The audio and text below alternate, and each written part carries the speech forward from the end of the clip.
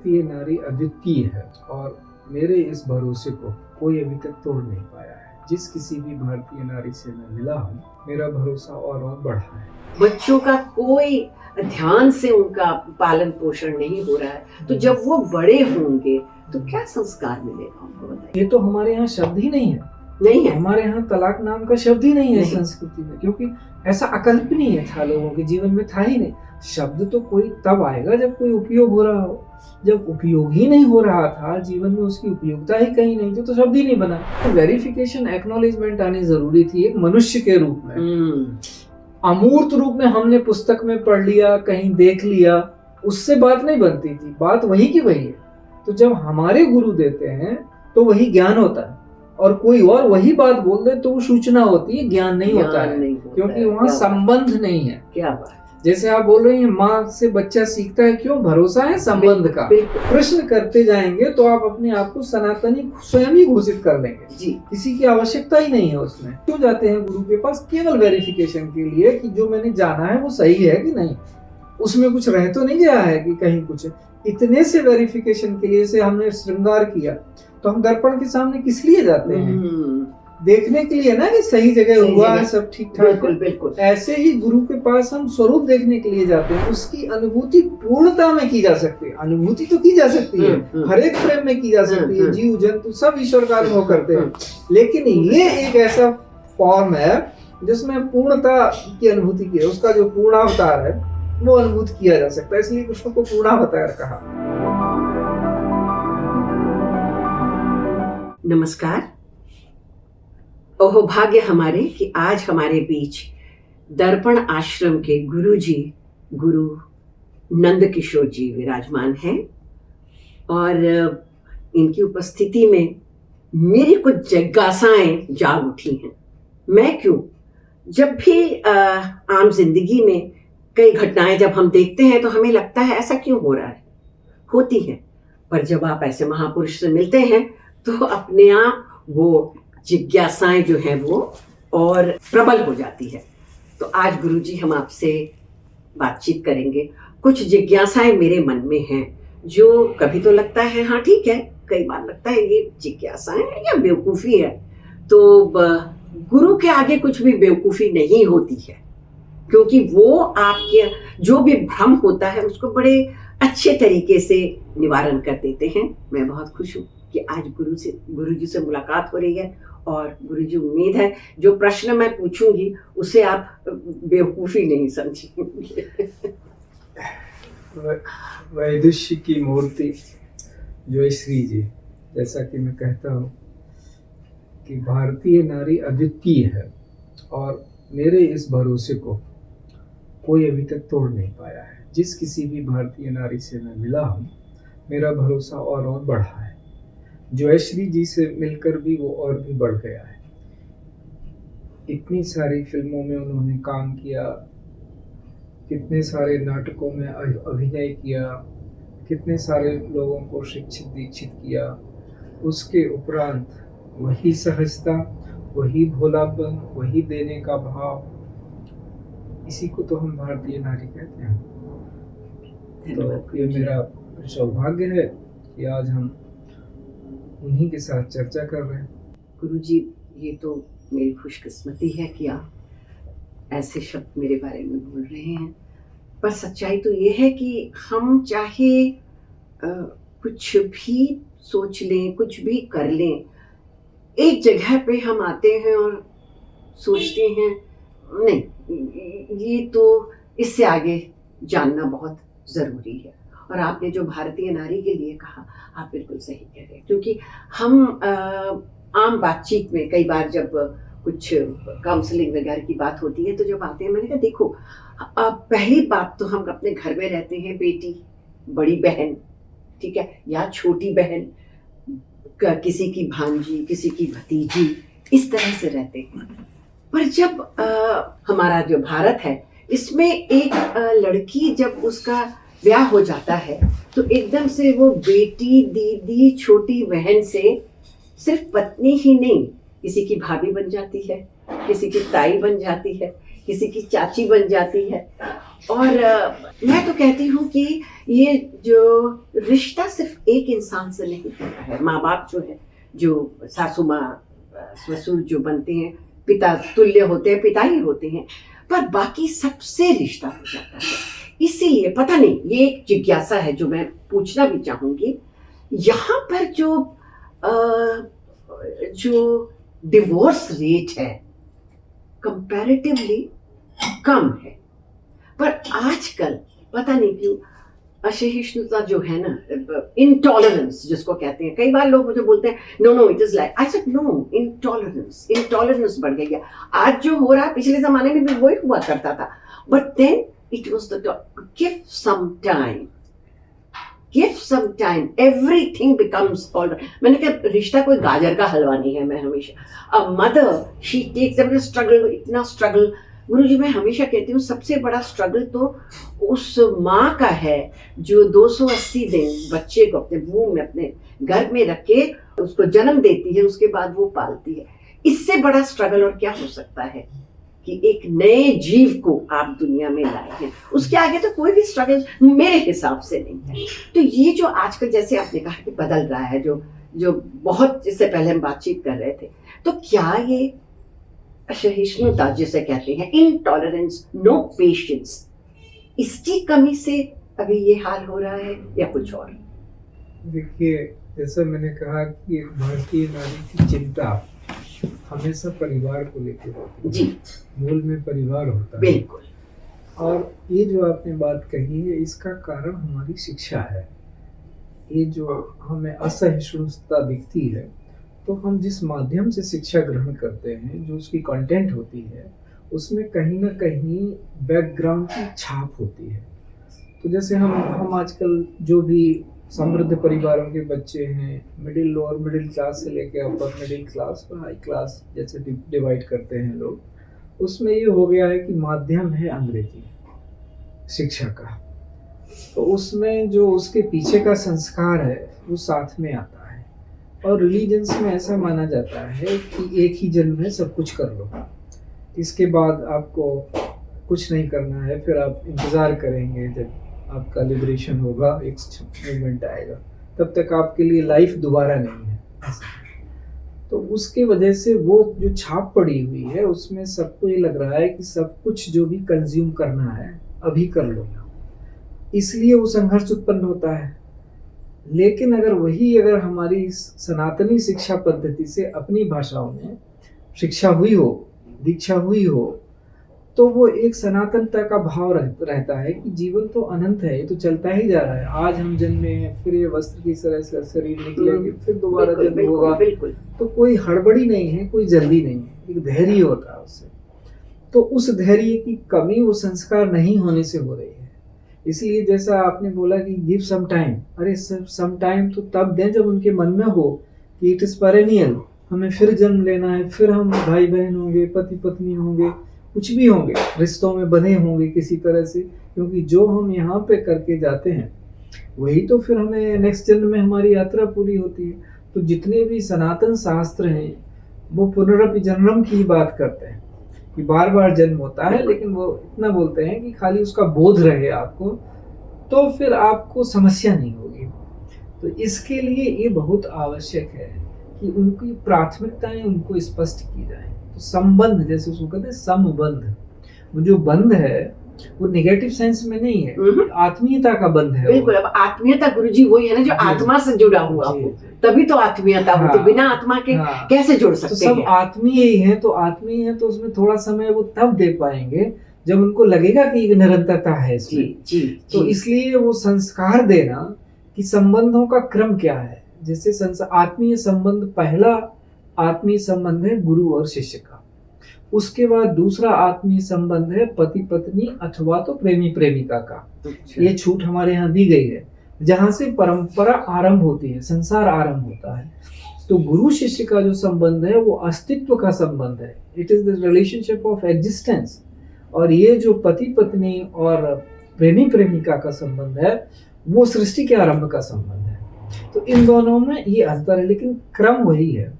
तो अगर परिवारों में ये स्पष्ट हो जाए, हमारे भारतीय परिवारों में, कि उनके परिवार में गुरु अवश्य होना चाहिए।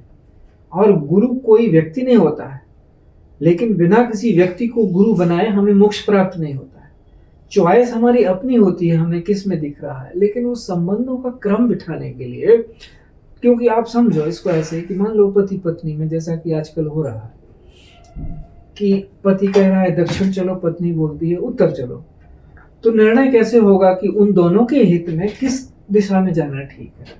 तो यदि वहां गुरु होगा तो उन दोनों को ये भरोसा है उसके ऊपर कि ये जो ऐसी बात बताएंगे जो हम दोनों के हित में है, हमारे परिवार के हित में है और हम दोनों के व्यक्तिगत हित में भी है, तो वे दोनों मान लेंगे। अन्यथा तो वो उसको रिजॉल्व भी नहीं कर पाएंगे। इसलिए ऐसे इतनी सारी शिक्षा दीक्षा होने के बावजूद ऐसी स्थितियां क्यों उत्पन्न हो रही हैं? क्यों आपके मन में सवाल आ रहा है? क्योंकि आप देख रहे हैं कि परिवारों में ये सब हो रहा है, लेकिन वो क्यों हो रहा है उसका निदान यही है कि अगर हम आध्यात्मिक रूप से जुड़े हुए हैं तो परिवार में बच्चा देखेगा तो वो भी उसी ढल जाएगा, क्योंकि बच्चे देखते हैं, सुनते कम है, देखते ज्यादा है, ऑब्जर्व करते हैं वो पेरेंट्स को। तो अगर पेरेंट्स ही अधीक्षित हैं तो बच्चे तो अधीक्षित होंगे ही, उन्हें अधिकार मिल जाता है, तो इस क्रम को बिगाड़ने वाला कौन हुआ?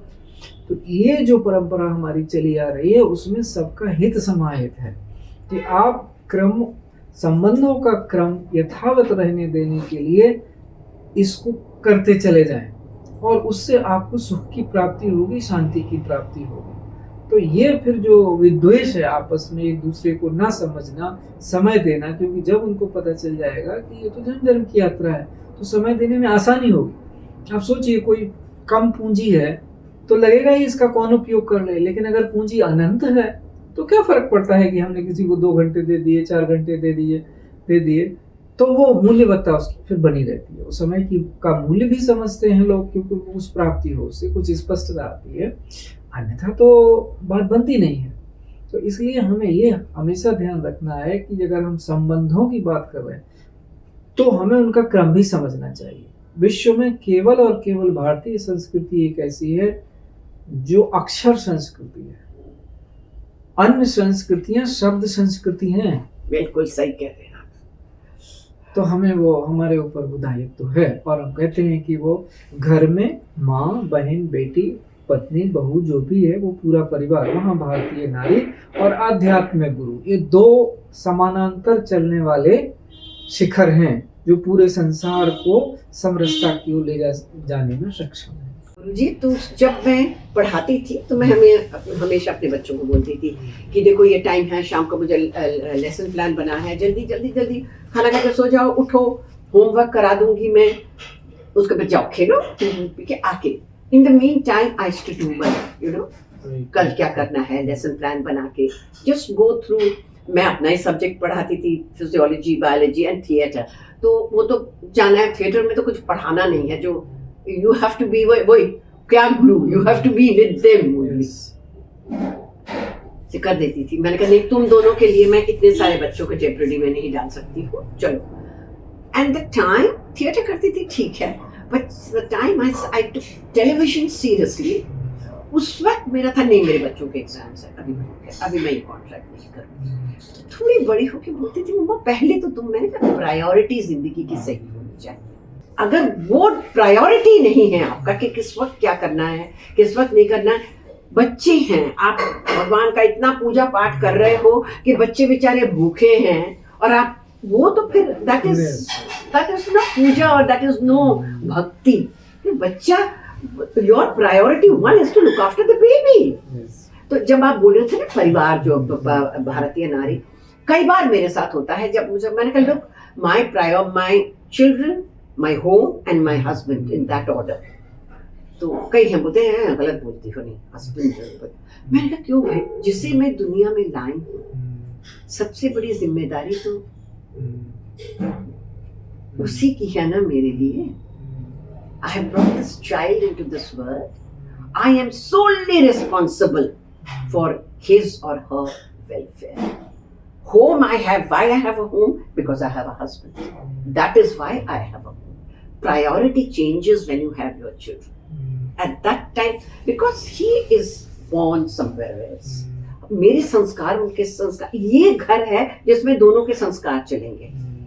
पर वो किस संस्कार से पले बड़े हैं मुझे तो नहीं मालूम ना, और मैं किस संस्कार से पली बड़ी हूँ, he doesn't know.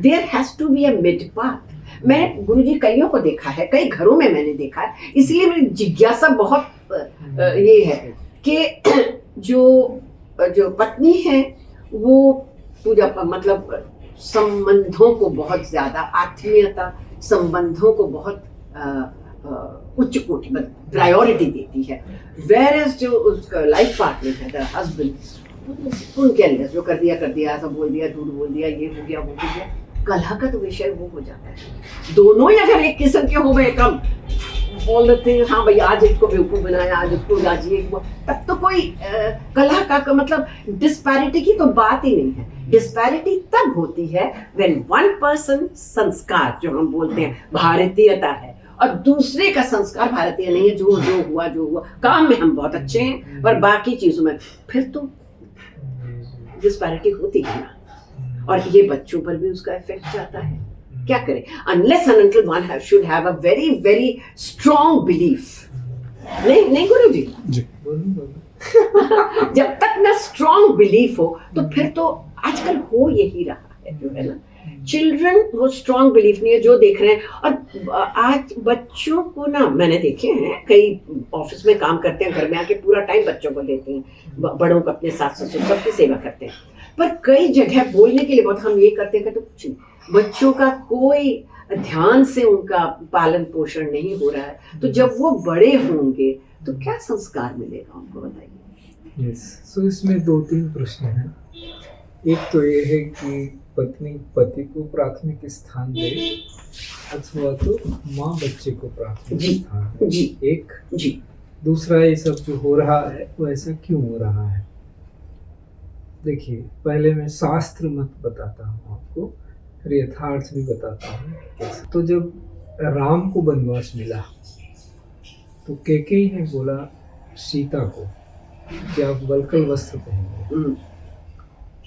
तो गुरु वशिष्ठ वहाँ आए, उन्होंने कहा सावधान, वनवास राम को मिला है, सीता को नहीं मिला है, और पत्नी पति की आत्मा होती है, ये वहाँ उन्होंने प्रतिष्ठा की। और हम चाहें, क्योंकि गुरुओं का सम्मान होता था उस काल में और उनकी ही बात सुनी जाती थी, तो उन्होंने कहा हम चाहें तो सीता को सिंहासन पे बिठा सकते हैं, तुम्हारा जो ये सब चल रहा है सब पानी में मिल जाएगा, तो ये तो तुम्हें बोलने का अधिकार ही नहीं। तो वहाँ एक बात की प्रतिष्ठा हुई कि पत्नी पति की आत्मा, ठीक है, ये प्राथमिकता है। दूसरी क्या होती है प्राथमिकता में? दूसरा, जब पत्नी पति की आत्मा है और आत्मा एक ही होती है तो पत्नी की भी आत्मा पति हो जाता है, वही बात पति भी बोले। बिल्कुल। अच्छा, अब 2 आत्माएं समान हो गई क्योंकि संबंध में उनका स्थान है समान।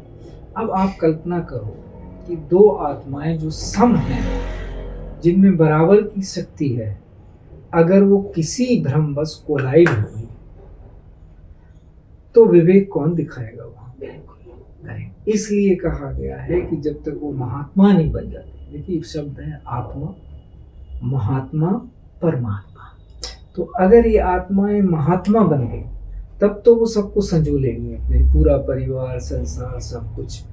लेकिन अगर वो आत्माएं ही रहीं, वो उनमें प्रत्यय नहीं लग पाया महात्मा वाला, उस अवस्था तक नहीं पहुंची, तो वो परमात्मा के बारे में शंकित रहेंगे हमेशा। इसलिए स्थान तो पहला पति पत्नी को दे और पति पति को दे, ये है व्यवस्था जी। उसके बाद से तो वो बच्चे भी देखेंगे, क्योंकि आप चाह क्या रहे हैं कि बच्चों का भी जीवन अच्छा हो। अच्छा, तो वो देखेंगे कि देखो हमारे जिस प्रेम से हमारी उत्पत्ति हुई है, पति पत्नी के बीच प्रेम होता है, तो उस प्रेम से जो निश्चित होता है वो है बच्चे। तो उनको जब जीवन में देखेंगे कि इनके जीवन में तो प्रेम दिख नहीं रहा है, ये तो झगड़ा कर रहे हैं, और झगड़ा सामान छोटे मोटे नोकझोंक होना आम बात है, लेकिन इस अवस्था तक पहुंच जाए, जैसा आपने पहले प्रश्न में कहा कि विच्छेद की बात आने लगी, ये तो हमारे यहाँ शब्द ही नहीं है। हमारे यहाँ तलाक नाम का शब्द ही नहीं है संस्कृति में, क्योंकि ऐसा अकल्पनीय था, लोगों के जीवन में था ही नहीं। शब्द तो कोई तब आएगा जब कोई उपयोग हो रहा हो, जब उपयोग ही नहीं हो रहा था जीवन में, उसकी उपयोगिता ही कहीं नहीं थी, तो शब्द ही नहीं बना। तो बाहर से संस्कृति आई तो उससे हमें शब्द मिला, अब हम उसके चक्कर में पड़ गए। तो जब हम अपना विवेक खो देते हैं तब ये समस्या आती है। तब इसलिए कहा जाता है कि देखो, पति पत्नी की आत्मा एक हो गई, अब वो किसकी आत्मा है, तो गुरु की हो गई। इसलिए उनको जब वो दीक्षित होते हैं तो उनका वो क्रम बना रहता है। तो पहली बात तो ये है। अब आ गया दूसरा सवाल कि माँ की प्राथमिकता क्या है। माँ की प्राथमिकता बच्चे हैं। आपसी हमारे कई अस्मिताएं हैं, हम जिन अस्मिताओं में जी रहे हैं। देखो, हम घर में, ऐसा आपने शुरू में ही कहा, पत्नी, माँ, बिल्कुल, बहन, बेटी, सब कुछ हैं। ऐसे ही पुरुष का है, सब कुछ वो भी है, सब बिल्कुल। रिलेशन में। फिर एक हमारी बड़ी, थोड़ा सा हम विस्तृत हुए तो हमारा फिर रहता है कि हम बड़ा देश सर्कल के, बन गया। हाँ, देश हैं जी, हम बिल्कुल। अपने आप को उसमें देश राष्ट्र के, हम्म, फिर हमें तो हम कहते हैं कि नहीं, हम विश्व के नागरिक विश्व। हैं। तो हमारी अस्मिता बढ़ती चली जाती, क्योंकि हमें वो उदार भाव आ जाता है। उदार जितनी आत्मा, उदार चरिता नाम तो वसुधैव कुटुंबकम, इसीलिए तो आया वो कि अब आत्मा इतनी उदार हो गई कि वो इस अवस्था में है कि वो किसी भी सिचुएशन में परफेक्ट व्यवहार करने में सक्षम है। जी, तो उदार हो गई है। सब कुछ व्यवहार पे, दैनंदिन व्यवहार में हम क्या कर रहे हैं उसी से धर्म परिभाषित होता है, लेकिन क्रम भूल जाते हैं। जैसे आपने कहा, हम बारंबार घूम भी वही कर रहे हैं कि प्राथमिकताएं तो याद है लोगों को, लेकिन उनका क्रम भूले हुए हैं कि किस समय हमें क्या करना बिल्कुल, चाहिए। प्रायोरिटी, बिल्कुल बिल्कुल करना बिल्कुल। तो ये संबंधों की प्रायोरिटी भूले हुए हैं लोग।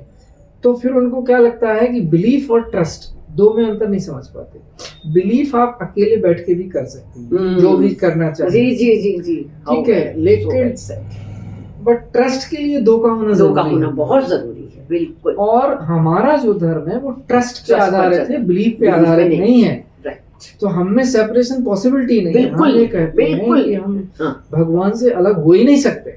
हम चाहें भी तो भी नहीं। लाख मूढ़ के हो जाएं, हम अलग हो नहीं सकते। इसलिए हमारी जितनी कथाएं हैं, जैसे रावण भी आए तो कहा कि क्या है, अंततः शुरुआत उनकी विष्णु के कान से निकले मैल से।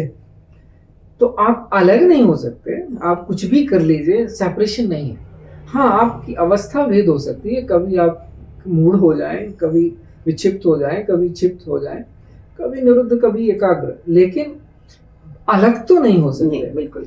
तो ये जो अद्वैत भाव है संबंध में, आत्मा में, उसका एक क्रम है कि अगर हम गुरु से, गुरु में क्या हम देखते हैं, हम परमात्मा देखते हैं जीव में, ये अंतर है हमें।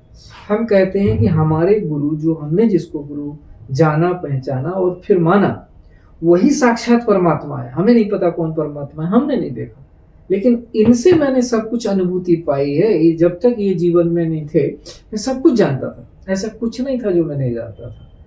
लेकिन वहां से वेरिफिकेशन, एक्नॉलेजमेंट आनी जरूरी थी, एक मनुष्य के रूप में। अमूर्त रूप में हमने पुस्तक में पढ़ लिया, कहीं देख लिया, उससे बात नहीं बनती थी, बात वही की वही है। तो जब हमारे गुरु देते हैं तो वही ज्ञान होता है, और कोई और वही बात बोल दे तो वो सूचना होती है, ज्ञान नहीं होता है, क्योंकि वहां संबंध नहीं है। क्या बात, जैसे आप बोल रहे हैं, माँ से बच्चा सीखता है, क्यों? भरोसा है संबंध का, बिल्कुल बिल्कुल। ये मेरी माँ है, ये जो बोल रही है सही है, सही है मेरे लिए। है वो, हाँ, ये सही है या नहीं है वो अलग बात है, लेकिन मेरे लिए सही है क्योंकि मेरी माँ बोल रही है। तो वहाँ ज्ञान और सूचना पे नहीं चल रहा है काम, वहाँ संबंध के भरोसे पे काम चल रहा है कि माँ ने बोला है इसलिए मुझे करना है, ये क्या है क्या नहीं है वो देखा जाएगा। लेकिन तो वो संबंध का जो आधार है वो गुरु शिष्य परंपरा से निश्चित है। जब गुरु और शिष्य के संबंध में हम बंधते हैं तब हमें बाकी संबंधों का क्रम स्पष्ट दिखाई देता है कि ऐसा है। इसलिए अगर हमें ये चाहिए जीवन में तो हमें उस आधार पे चलना पड़ेगा। हमेशा ये देखने में आएगा जीवन में कि क्रम तो यही है। हाँ, जैसे ही जगत के ज्ञान के बारे में आते हैं तो मातृदेवो पितृदेवो हम सब बोलते ही बोलते हैं, और वो बोलने के लिए नहीं बोलते क्योंकि वो ऐसा है, तो देव हैं, वो दे रहे हैं हमें कुछ। हाँ, इस तरह का। मुझे एक और बहुत बड़ा विषय है, बहुत ज्यादा लोग बात भी करते हैं। मेरे हिसाब से मैं जिस माहौल में पैदा हुई हूँ, जो अगर धर्म ले लें हम, सनातन धर्म में, और मैं उस पर पूर्णतः विश्वास करती हूँ। और बाकी जो वो गलत चीजें, वो तो इंसान ने अपने मतलब के लिए किया हुआ है। सनातन धर्म तो वो नहीं कहता है। ये इतना ज्यादा अभी जो कन्वर्शन हो रहा है, मेरा मानना है कि आप जिस माहौल में, जिस धर्म में आप पैदा हुए हो, I don't want this to become a controversial point, बिल्कुल नहीं है, क्योंकि मेरी जिज्ञासा है, इसीलिए मैं आपसे पूछ रही हूँ कि मेरे हिसाब से आप जिस धर्म में पैदा हुए हो, ब्याह भी उसी धर्म में हो, और आपकी अंत्येष्टि क्रिया भी बिल्कुल उसी तरह से हो जैसे आपके पूर्वजों का होता रहा है। जिस धर्म में आप, जिस माहौल में आप, जब मैं कहती हूँ माहौल, क्योंकि देखिए मैं कॉन्वेंट स्कूल में पढ़ी हुई हूँ, जब मैं जाती थी मुझे चर्च में जाने में, कहीं किसी भी देव स्थान में जाने में मुझे कोई ऐतराज नहीं है, क्योंकि मैं कहीं पर भी बैठूं मैं तो वही करूंगी ना मैं, क्योंकि संस्कार मेरे ऐसे हैं, चाहे कोई कुछ भी बोल दे, इधर आस पास कोई कुछ भी बोल रहा है, मैं तो वही या देवी सर्वभूतेषु मातृरूपेण संस्थिता, मैं बैठ के वही करूंगी। इसलिए मुझे कोई फर्क नहीं पड़ता मैं ऐसे करूं या ऐसे करूं या क्यों करूं, क्योंकि हमारे बोला कि सब देवता एक है, सब धर्म की आप इज्जत करो, जरूर मतलब रास्ता अलग अलग है तो पहुंचना वही। ये जो कई बार बातचीत होती है, जब मैं बोलती हूँ नहीं, ये this is not a very healthy thing and not a nice thing, जिसमें आप जन्म लिए हो, क्या बुराई है भाई, आपके पूर्वज भी तो उसी में रहे हैं, फल फूल रहे हैं, पढ़ाई लिखाई भी हुई है, पूजा पाठ भी कर रहे हो, तो अचानक वो किसी ने चार बातें सुना दी, चार कहानियां सुना दी, कुछ बोल दिया, इससे क्यों ऐसा है, क्यों ऐसा है?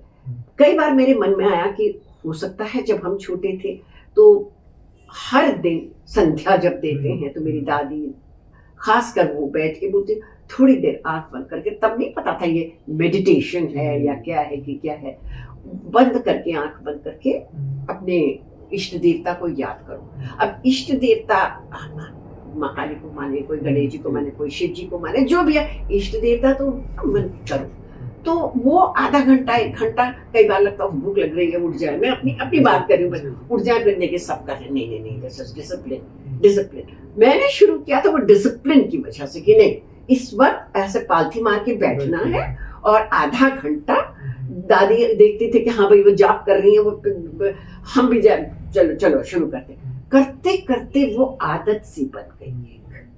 तब डिसिप्लिन नहीं लगता था उसके बाद, और आज भी हो सकता है शायद वो गोधूली बेला जो होती है, शायद मैं उस वक्त शनिवार को छोड़ के, शनिवार तो सूरज डूबने के बाद दिया बाती करते हैं, कहीं भी मैं रहूं लगता हूँ संध्या देना, तो या तो मैं कोशिश करती हूँ, अगर मैं शूट वगैरह ना हो तो कोशिश करती हूँ कि या तो बाद में जाऊँ, यहाँ पर छोटा सा एक मंदिर हमेशा मैं रखती हूँ जहाँ मेरा मेकअप रूम होता है, कि वो संध्या उस वक्त भी 5 मिनट दे दो, मैं जरा दिया जला के।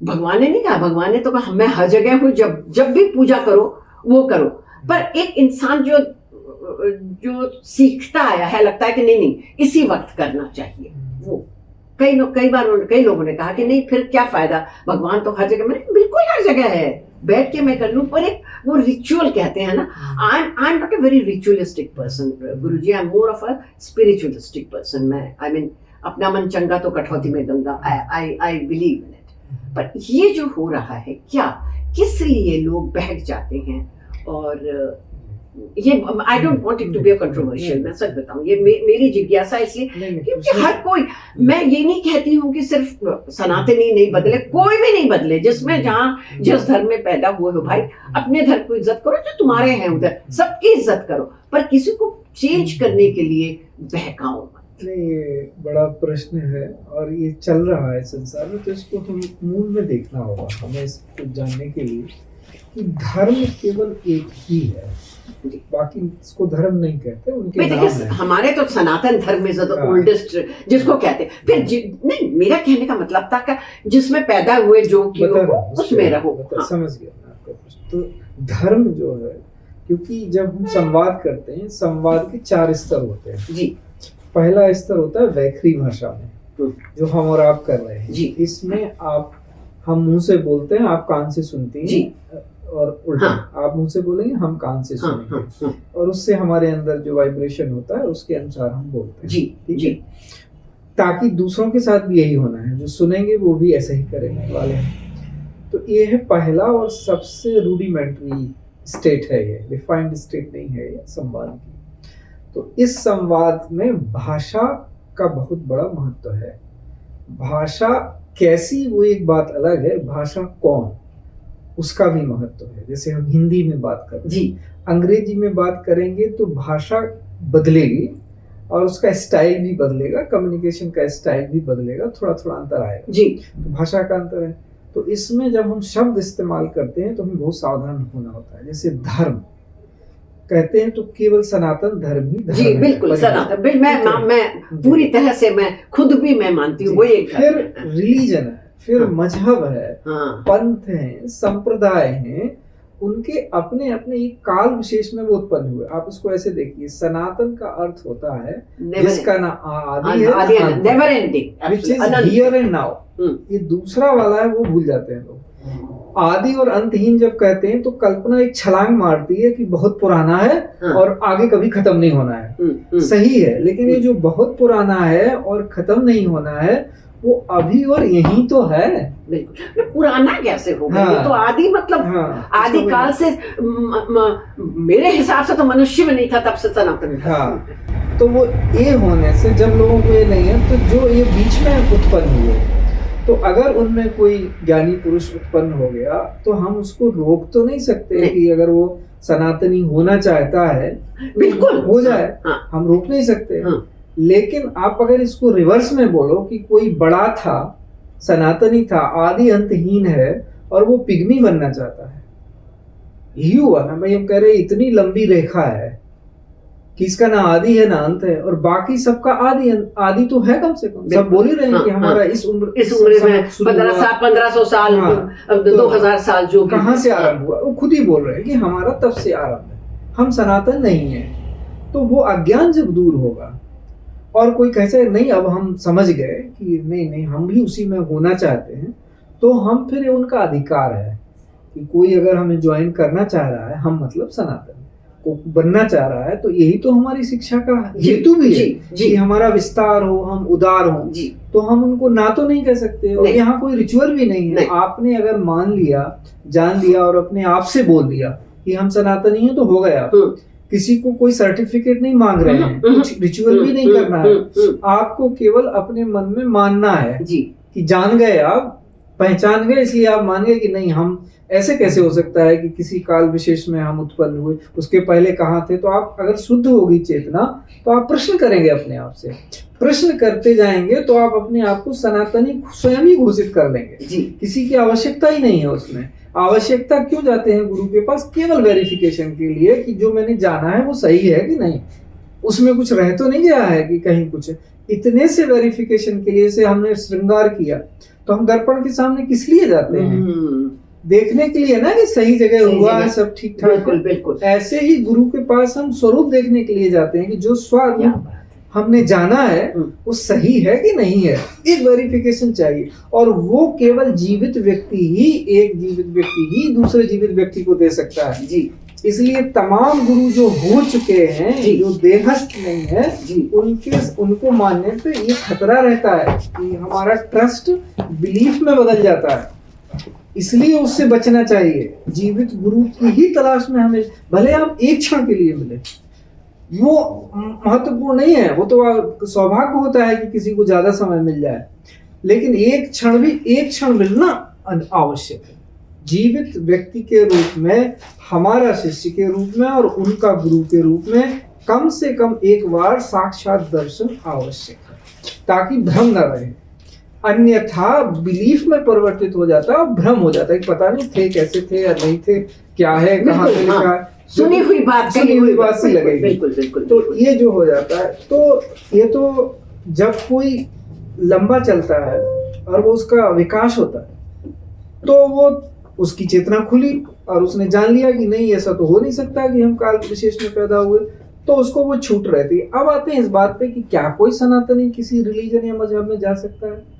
अगर वो ज्ञानवान है तो इसकी संभावना ही नहीं है, और अज्ञानी तो कहीं भी जा सकता है। उसमें ज्यादातर देखने में ये आता है कि या तो किसी लोभ लालच, बस लोभ लालच, वो हमेशा ऐसा लोभ लालच नहीं होता, वो होता है कि खाने की ही समस्या है और उस समय किसी ने प्रलोभन दे दिया कि भाई हम आपको भोजन दे रहे हैं, मेडिसिन दे रहे हैं, एजुकेशन दे रहे हैं, इधर आ जाओ, बदले में आपको ये आइडेंटिटी लेनी होगी। तो ऐसे बहुत सारी चीजें जब होते हुए देखी जा रही हैं, तो फिर समाज को उस पर अंकुश लगाना चाहिए। उसके लिए समझदारी पूर्वक उसके लिए निवारण इसका कैसे हो, तो निवारण यही है कि वो ज्ञान के कारण नहीं गए। मैं बहुत स्पष्ट शब्दों में कह रहा हूं कि आप इतने बड़े थे, आप आकाश थे, आप समुद्र थे, आप ये क्यों बन गए? बिल्कुल सही। हाँ। मैं जब जो आपसे मैंने पूछा यही था कि हमें तो जरूरत ही नहीं है, फिर ये कन्वर्जन के चक्कर में क्यों आते हैं, मुझे समझ नहीं आती। तो वो उसमें हमें अपना ध्यान कि हम उसको परिवार की तरह, दो तरफ से होता है कि या तो उनमें कुछ कड़वाहट रह गई, परिवार की तरह हम ट्रीट नहीं कर पाए, हमने बोला, हमसे गलतियां हुई हैं, हमें मानना पड़ेगा। जब जातियां वगैरह आई तो जाति कोई अपने आप में नेगेटिव नहीं है, नहीं, बिल्कुल भी नहीं। लेकिन आप वो समता वाला व्यवहार करने में हमसे या तो कहीं चूक हुई है, उसको हमें ठीक करना होगा, स्वीकार करना होगा, और लोग कर भी रहे हैं और आ भी रहे हैं।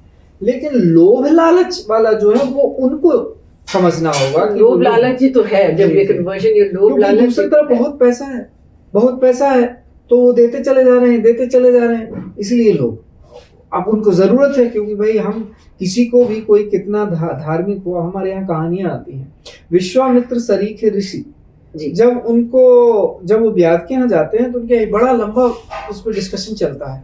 कहानी यूं है कि विश्वामित्र को भूख लगी है, वो ऋषि है, अब उनको खाने के लिए उनका है कि सबसे पहली प्राथमिकता है कि जीवन, हमारे पास मनुष्य जीवन है, इसको बचाना है। तो वो जाके एक व्याध के यहाँ देखते हैं कि उसके यहाँ सूखा मांस लटका, तो वो चोरी करते हैं, उस मांस की चोरी करने जाते हैं कि खा लें ताकि जीवन बचे। तो व्याध तो सावधान था, वो पकड़ लेता है, वो कहता है सावधान, पहले डिस्कशन करो, तुम कैसे खा रहे हो, ये तुम तो ब्राह्मण हो, तुम मांस कैसे खा सकते हो चोरी करके। लंबा उपनिषद उनके बीच चला, तो बाद में विश्वामित्र उनको कन्विंस करते हैं कि भाई अगर मैं ये नहीं खाता हूँ तो मैं प्राण त्याग दूंगा, और ये जो जीवन है ये बहुमूल्य है, और वही हमारे शास्त्रों में है कि मनुष्य जीवन से अधिक बहुमूल्य कुछ नहीं है।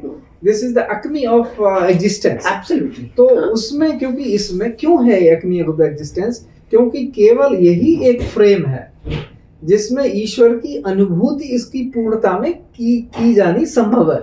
किसी अन्य फ्रेम में पॉसिबिलिटी नहीं है कि उसकी अनुभूति पूर्णता में की जा सकती है। अनुभूति तो की जा सकती है, हर एक फ्रेम में की जा सकती है, जीव जंतु सब ईश्वर का अनुभव करते हैं, लेकिन ये एक ऐसा फॉर्म है जिसमें पूर्णता की अनुभूति की है, उसका जो पूर्णावतार है वो अनुभूत किया जा सकता है। इसलिए कृष्ण को पूर्णावतार कहा कि मनुष्य में वो संभावना है कि वो उस पूर्णता की अनुभूति कर ले। तो जब ये डिस्कशन हुआ तो बाद में उसने कहा कि ठीक है, आपने ये तो खा ही लिया, जरा पानी पी लीजिए। बोले पानी नहीं होगा, क्योंकि अब मेरे लिए जीवन का खतरा नहीं है और अब मेरे वो सारे नियम लागू हो जाएंगे जिसके लिए मैं साधना कर रहा हूँ, क्योंकि जीवन बच गया, जीवन रहते ही साधना की जा सकती है। तो ये जो धर्म अधर्म का बड़ा बारीक भेद है, तो ये जो नंबर्स के उसमें बढ़ाते चले जा रहे हैं लोभ दे के और लोभ में फंस के, वो तो अधर्म हो रहा है।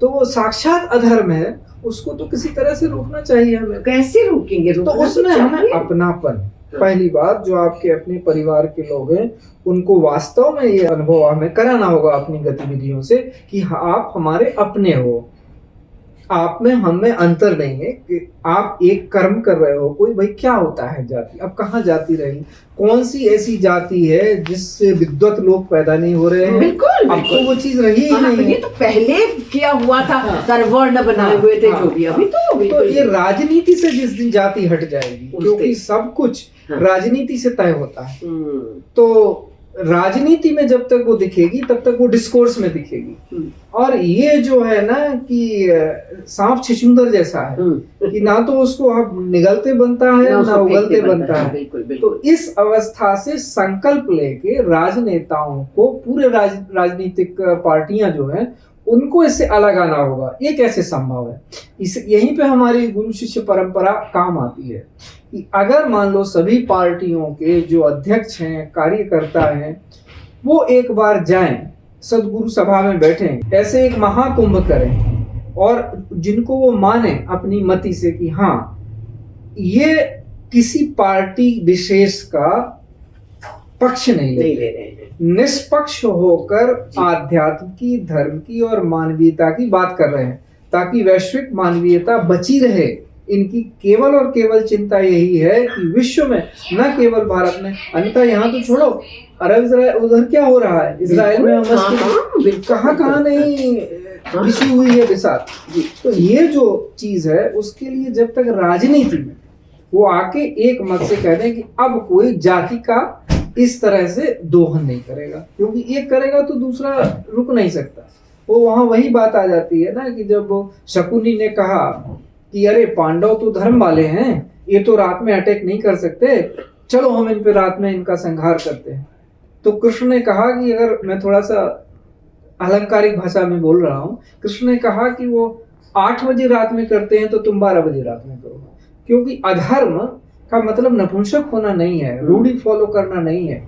ऐसे तो सब कुछ नष्ट हो जाएगा। धर्म का मतलब है एक्शन, धर्म का मतलब है रिस्पॉन्सिबिलिटी लेना और चीज यथार्थ को समझना।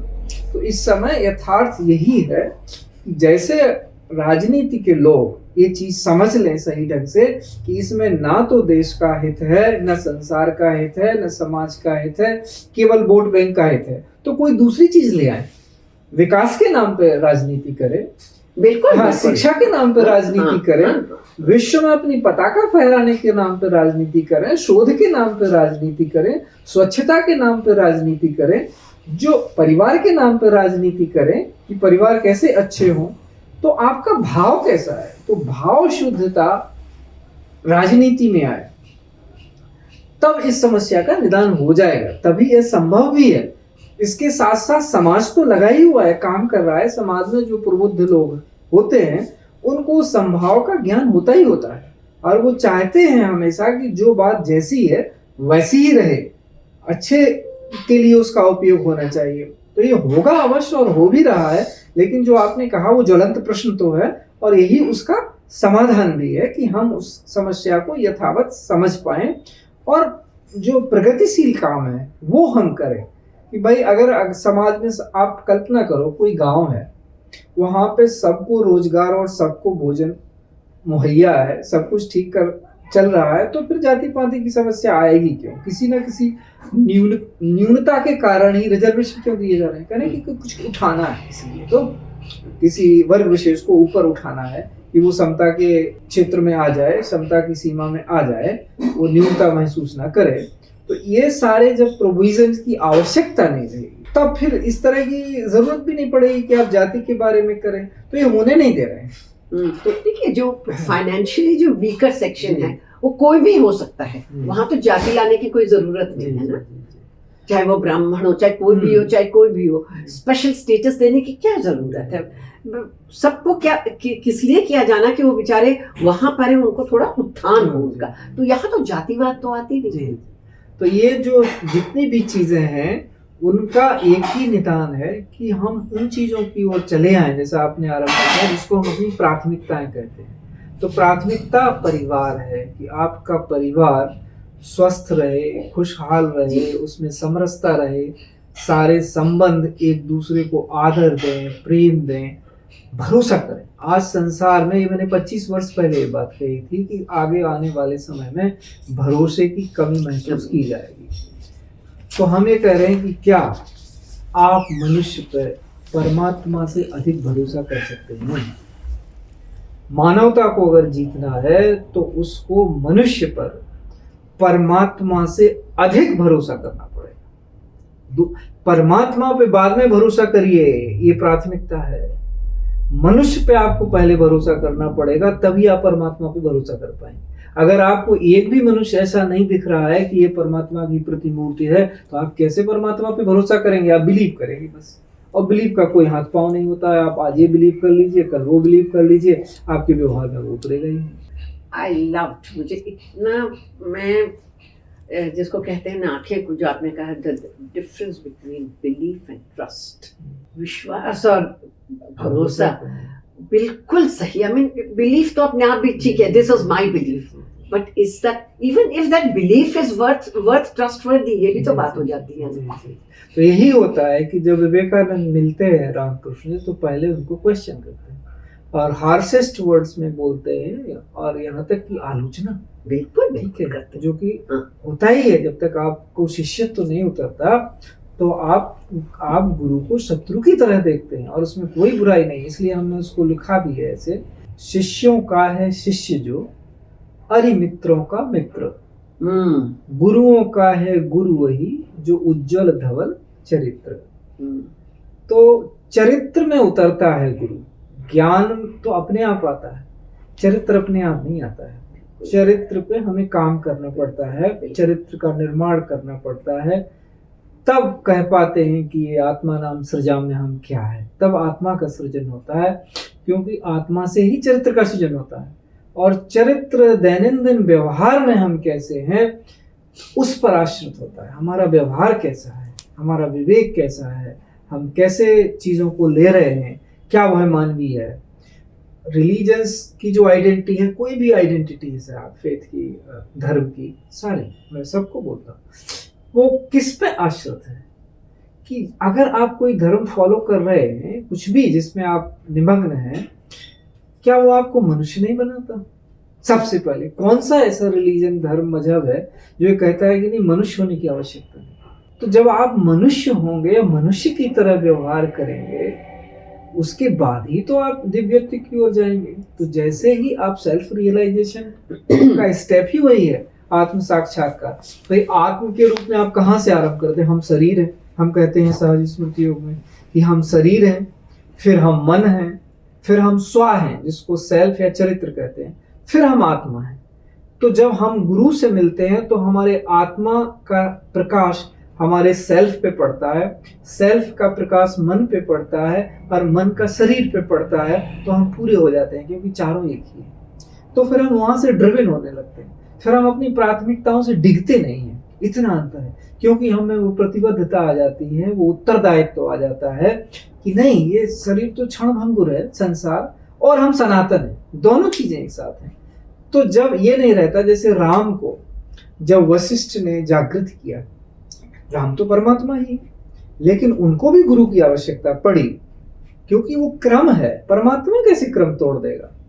जो परमात्मा ये करने के लिए आया कि संसार में क्रम रहे, क्या वो स्वयं वो क्रम तोड़ के ये बात बताएगा? तो जब दीक्षा हुई भगवान राम की, तो उन्होंने कहा अब मेरी अवस्था ऐसी है कि संसार में ऐसा कुछ भी नहीं है जो मुझे नहीं करना चाहिए, और संसार में ऐसा कुछ भी नहीं है जो मुझे करना चाहिए। आप देखिए कितने सधी हुई बात है कि धर्म में कुछ भी वर्ज नहीं है, धर्म पे चल रहे हैं आप, तो कहते हैं कुछ भी ऐसा नहीं है जो मुझे नहीं करना चाहिए, और कुछ भी ऐसा नहीं है जो मुझे करना चाहिए। तो ऐसे में आदमी क्या करे? तब उन्होंने तीसरा वाक्य बोला, अब आप बताइए मैं क्या करूं। और अपने सारे जीवन में आप उनको रामचरितमानस देखो या रामायण देखो, राम ने अपने से कुछ किया ही नहीं है। किसी ऋषि ने कहा ये कर दो, किसी ऋषि ने कहा ये कर दो, ये कर दो, सारा करते चले गए। बिल्कुल बिल्कुल। तो ये जो भाव है, वंडरफुल, जस्ट वंडरफुल। गुरुजी, हम तो जो हमारा जो परिवार है, आत्मा है ना, हम पुनर्जन्म पे पूरा बिल्कुल है, विश्वास की बात नहीं, वो है, तो कौन ये करेगा।